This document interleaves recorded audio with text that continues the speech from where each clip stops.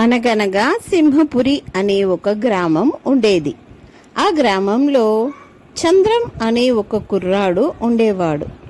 చంద్రం చాలా అందగాడు. ఎర్రగా బుర్రగా ఎత్తుగా పొడుగ్గా ఉండేవాడు. సినీ తారలకు ఏమాత్రం తీసిపోని అందం చంద్రంది. అందుకే చంద్రం ఎప్పుడూ అద్దంలో చూసుకుంటూ తన అందాన్ని మురిసిపోతూ ఉండేవాడు. అబ్బా, నేను ఎంత అందంగా ఉన్నానో, ఎప్పుడు నా అందం ఇలాగే ఉండాలి అని అనుకునేవాడు. ఊరిలో అంతా చంద్రం గురించి చర్చలు. అబ్బా, చంద్రం ఎంత అందంగా ఉంటాడు అని. అలాగే ప్రతి ఒక్క టీ షాప్ దగ్గర, ప్రతి ఒక్క దుకాణాల దగ్గర చంద్రం గురించే చర్చలు. చంద్రం అందం గురించే మాట్లాడుకునేవారు. ఊర్లో ఉన్నటువంటి ప్రజలందరూ తమ తమ ఇంట్లోని పెళ్లి కాని ఆడపిల్లలకు చంద్రంకిచ్చి పెళ్లి చేస్తే ఎలా ఉంటుందో అని చర్చలు జరిపేవారు. చంద్రంకిచ్చి తమ ఆడపడుచులకు పెళ్లి చేయాలని పోటీ పడేవారు. ఏది తెలిసిన చంద్రం మురిసిపోతూ ఉండేవాడు. అబ్బా, నేను ఎంత అందంగా ఉన్నాను అని భావిస్తూ ఉండేవాడు. ఏమే సరళ, వింటున్నావా? చెప్పు అక్క, వింటున్నాను. అది కాదే, మా చెల్లిని తెలుసు కదా, మా చెల్లి మీనా. అవునక్క, తెలుసు. మా చెల్లిని చంద్రంకిచ్చి పెళ్లి చేద్దామని అనుకుంటున్నానే. ఏమిటక్క అట్లా మాట్లాడుతూ ఉన్నావు? మీ చెల్లి చామన ఛాయ కదా, చంద్రంకి ఎలా తీసిపోతుంది చెప్పు. ఏమిటే అలా మాట్లాడుతున్నావు? అవునక్క, ఏ మాటకా మాట చెప్పుకోవాలి కానీ మా చెల్లికైతేనే ఎర్రగా బుర్రగా ఉంటుంది కాబట్టి చంద్రము తగిన పిల్లవాడు. ఏమే కోడలు పిల్లలారా, ఇంట్లో పని మానేసి చంద్రం గురించి మాట్లాడుకుంటూ కూర్చున్నారా? పోండి పోండి, ఇంటి పని చూడండి పోండి. ఏమే కళావతి, ఎప్పుడు పెళ్ళిడు వచ్చినా ఆడుకుంటూ పాడుకుంటూ ఇంకా తిరుగుతావేమిటే? ఏంటి బమ్మ నీ చోద్యం కాకపోతే? రా, మనము ఆడుకుందాము. నువ్వు కూడా నాతో ఆడుకుంటావా బమ్మ? చాలేవే, ఈ వయసులో ఆటలంట. నువ్వు కూడా ఆటలు గీటలు మాని ఇంటి పని నేర్చుకో మీ వదినల దగ్గర. అవును, చంద్రం వాళ్ళ అమ్మ ఊరికి వెళ్ళిందంట. నువ్వు వెళ్ళి చంద్రంని భోజనానికి రమ్మని పిలువు. సరే బామ్మ, ఏదో ఒక పని చెప్తావులే నువ్వు. ఇప్పుడే వెళ్తున్నాను. ఏమండి చంద్రం గారు, చంద్రం గారు ఉన్నారా? రా కళావతి, బాగున్నావా? చాలా రోజులకు కనిపిస్తున్నావే, బాగున్నావా? ఏంటి విషయం చెప్పు మరి. చంద్రం గారు, మీ అమ్మగారు ఊరికి వెళ్ళారంట కదా, బామ్మ చెప్పింది భోజనానికి రావాలంట. మా ఇంట్లోనే భోంచేసుకొని వెళ్ళాలంట. సరేలే అంటాడు చంద్రం. కొన్ని రోజుల తర్వాత వయసు మీద పడటంతో చంద్రం ముఖంలో చాలా ముడతలు కనిపిస్తాయి. ముఖమంతా మారిపోతూ ఉంటుంది. అది చూసి చంద్రం బాధపడిపోతూ ఉంటాడు. ఏంటి నా ముఖం ఇలా అయిపోతూ ఉన్నది? లేదు లేదు, ఇది జరగడానికి వీల్లేదు. నేను దీన్ని అస్సలు స్వీకరించలేను. ఏమి చేయాలి? ఈ సమస్యకి ఎలాగైనా పరిష్కారం దొరకదా? పండితులు గారు, రండి రండి, మీకోసమే ఎదురు చూస్తున్నాను అంటూ పండితుడిని పిలిపిస్తాడు. పండితుడు వచ్చి కూర్చోగా తన సమస్యను చెప్తాడు చంద్రం. పండితులు గారు, నా సమస్యను చెప్పాను కదండి. రోజు రోజుకి నా అందం తరిగిపోతూ ఉన్నది.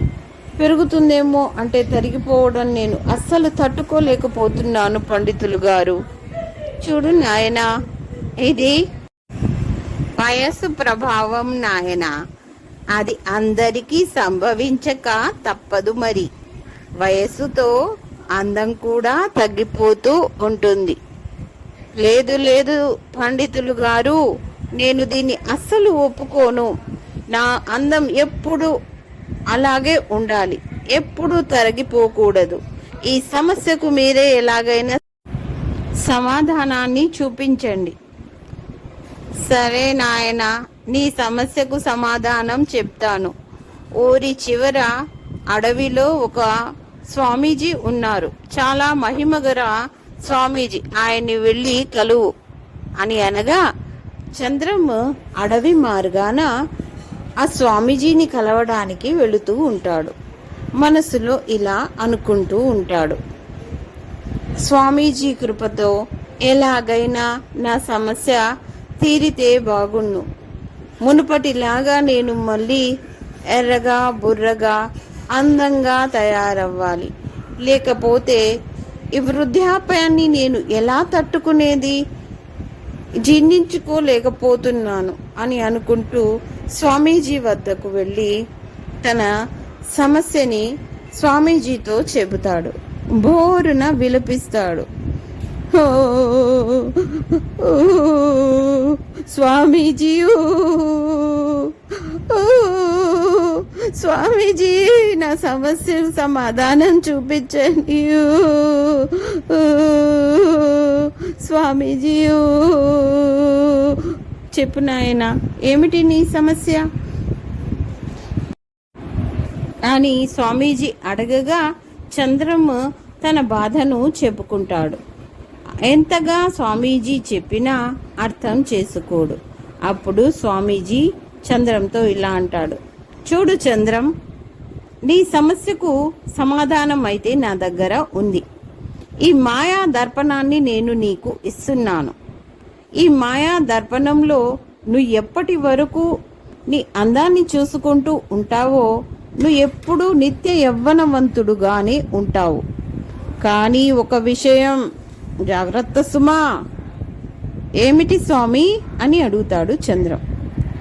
ఎప్పుడూ నువ్వు పాపాలు చేయకూడదు, మంచిగా ఉండాలి, మంచి పనులే చేయాలి. లేకపోతే అద్దం పగిలి నీ అందం మొత్తం తరిగిపోతుంది అని అంటాడు.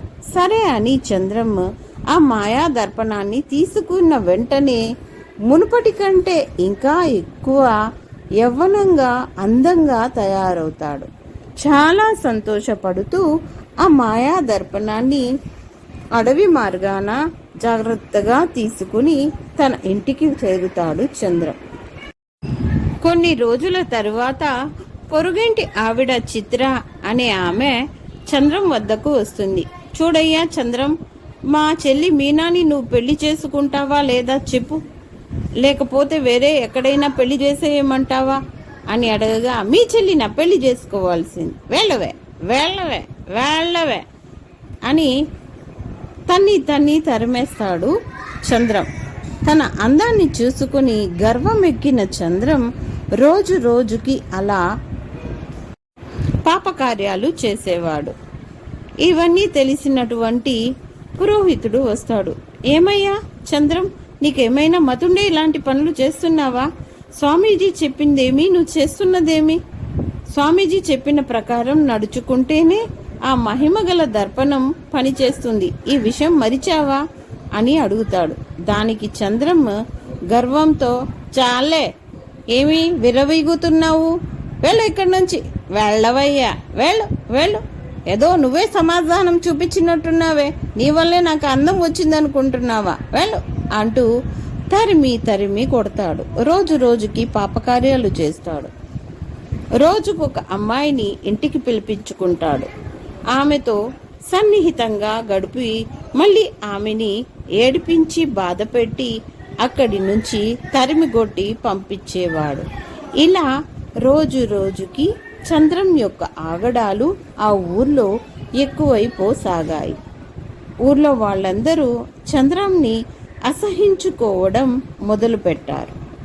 ఎవరైతే చంద్రంని తమ ఆడపడుచులకిచ్చి చేయాలన్నారో వాళ్ళే అసహించుకోసాగారు. చివరికి బామ్మ కూడా వస్తుంది.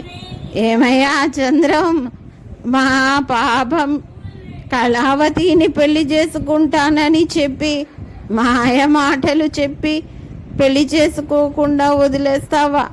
వెళ్ళవే ముసలిదానా, వెళ్ళు, ఎక్కడి నుంచి వెళ్ళు వెళ్ళు అంటూ ఆ ముసలావిడిని కూడా తరిమి కొడతాడు. అప్పుడు బామ్మ కాళ్ళు జారి కింద పడిపోతుంది. నడవలేక శాపనార్థాలు పెడుతుంది. ఓరి ముద నష్టపోడా, ఎంత పని చేశావురా, నువ్వు చావుగాక, నీ అందం బూడిద పాలు కావుగాక అని శాపం పెడుతుంది. అంతే, అతని పాపం కుండ నిండి వెంటనే చంద్రం ఒక కురూపిలా వృద్ధుడిలా మారిపోతాడు. పరుగు పరుగున వచ్చి ఆ మాయా దర్పణం వద్ద చూడగా ఆ దర్పణంలో చాలా మాయలు జరుగుతూ ఉండడాన్ని గమనిస్తాడు. ఇప్పుడు చంద్రంకి తన భవిష్యత్తు పూర్తిగా అర్థమైపోయింది. మరుసటి రోజు ఉదయాన్నే చంద్రం అద్దం వద్ద వెళ్ళి చూడగా అద్దం పగులుతుంది. అంతే, వెంట చంద్రంకి అర్థమైపోతుంది తన ఆయుష్ తీరిపోయినదని. బాధపడుతూ లోపల గదిలోకి వస్తూ ఉంటాడు. గదిలోకి రాగానే ఒక్కసారిగా చంద్రం ఒంట్లోని శక్తి అంతా క్షీణించి కుప్పకూలి ఒక్కసారి భూమిపై పడిపోతాడు. అలా చూస్తూ చూస్తూ ఉండంగానే అతని గుండె లబ్ డబ్ లబ్ డబ్ అని కొట్టుకుంటూ ఆగిపోతుంది. ఇదంతా తెలియని నౌకరు రామయ్య అక్కడికి వస్తాడు. చంద్రం గారు, చంద్రం బాబు గారు ఎక్కడున్నారు? వృద్ధుడి శవాన్ని చూసిన రామయ్య ఆశ్చర్యంలో పడతాడు. చంద్రం ఎక్కడ పోయాడో తెలియదు, ఈ వృద్ధుడు ఎవరో తెలియదు. ఫ్రెండ్స్, ఈ ప్రశ్నలకు గనక సమాధానం మీకు తెలిస్తే కామెంట్ రూపంలో తెలియజేయండి. Thanks for watching. Please subscribe my channel friends.